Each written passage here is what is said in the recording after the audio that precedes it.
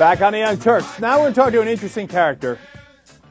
His name is John Marcotte. He is in favor of Prop 8, and he's happy that it passed. He currently opposes, that was in California, of course, which banned gay marriage. He opposes gay marriage. He's a firm believer in traditional family values, and he's got a new proposition that he wants to pass in California. John, welcome to the Young Turks. Pleasure. And what's your new proposition proposing? Well, I thought Prop 8 was great, and because it was out there to protect traditional marriage. The Prop 8 supporters weren't trying to take rights away from gay people. People make that mistake. They just wanted to protect marriage. So what I'm trying to do is extend that idea, and I'm going to protect marriage very securely by banning divorce in the state of California. So you're actually going to have a proposition that says, okay, if you get married in California, sad day for you, you just simply can never get divorced. No, I would dispute that it's a sad day, and it's not just people who got married in California. If you get married in another state and move here, you also can't get divorced. So, but you've gotten the gist of it. All right. Now, what do you base this on? Well, I mean, it's a few things. It's basically I loved what they did with Prop 8. I thought it was just a fantastic idea of, protecting the sanctity of traditional marriage. And I thought that was such a wonderful idea, but they didn't go about it in a very smart way. Your marriage isn't that much safer if gay people can't get married. It's a lot safer if you just can't get divorced. I'm going after the heart of the problem. I'm going after it directly. So are you basing this on the Bible in the end analysis, John?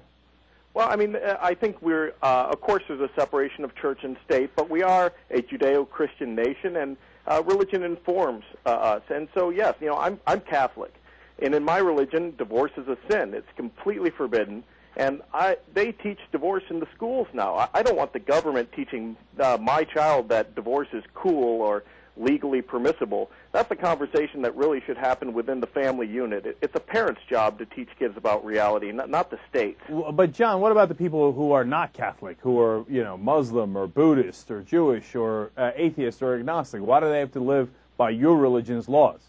Well, the government has always taken a role in other people's marriages. I mean, Prop 8 was a perfect extension of this, but in the past we've banned polygamy. Divorce has not always been as easy to get as it is now. The government has always had a role in messing with other people's marriages, and this is just an extension of government's role. It's very much in line with what we did with Prop 8. Then aren't we going to have people crossing state lines, John, to get divorces?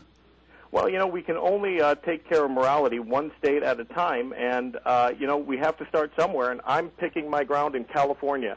I think we've already shown that there is a strong movement to protect traditional marriage in California with Prop 8, and so we're going to get all those people over. I'm confident we're going to pick up their support, even though this time it's going to be their rights that are diminished. I mean, to not support this would be hypocritical.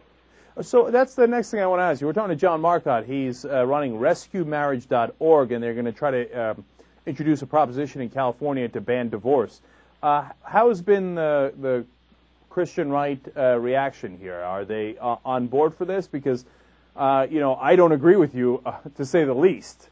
But certainly you are biblically correct. I mean, it says in the Bible that gays should not be together, but it also says you shouldn't get divorced. It's clear as day. It's in the biblical writing. So do you have the Christian right on your side? Well, you did bring up a good point. Jesus actually never even mentioned gay people or homosexuals, which I assume was some sort of clerical oversight, but he did say that divorce was a sin. And, yeah, we have pulled from the Christian right. We were featured on the 700 Club. I've gotten literature in the mail from Christian groups that promote covenant marriage. We are pulling support from there. But I think what's more surprising is the amount of support we're getting from the gay and lesbian community here. I think that after Prop 8, they really got it. They saw how important protecting traditional marriage is. And, we've won them over. They're coming over to our side of the fence. And what's next, John? Are we going to go after people who eat shrimp or lobster? Because they're shellfish, and that's clear as day in the Bible, too, that's not permissible. When do we ban that in California? Well, we have to do one thing at a time. I mean, I don't eat shellfish myself. I used to go out every weekend and protest at Red Lobster, but, that's a discussion for another day. Right now, I'm going to go after the sanctity of marriage, and then we'll see what tomorrow brings. We need to get this one passed first. Okay, then we might talk about the Red Lobster Amendment or the sanctity of shellfish.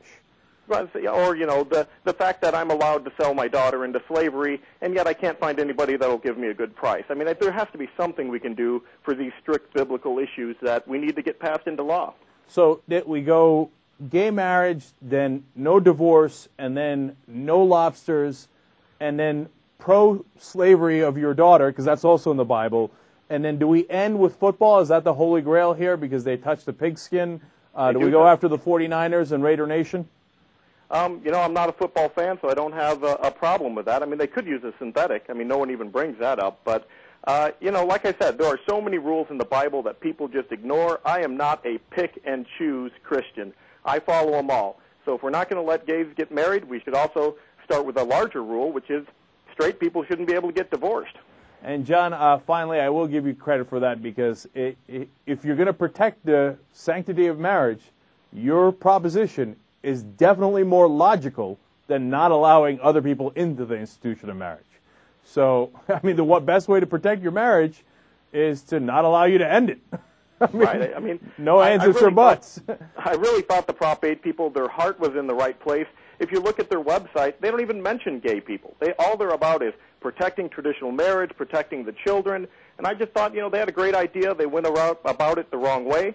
I'm going to put them right back on the path. We're going after the heart of it. We're going to protect marriage by banning divorce. All right. You can find out more about that on John's website, rescuemarriage.org. John Marcotte, thanks so much for joining us on The Young Turks. It was a pleasure, Jay.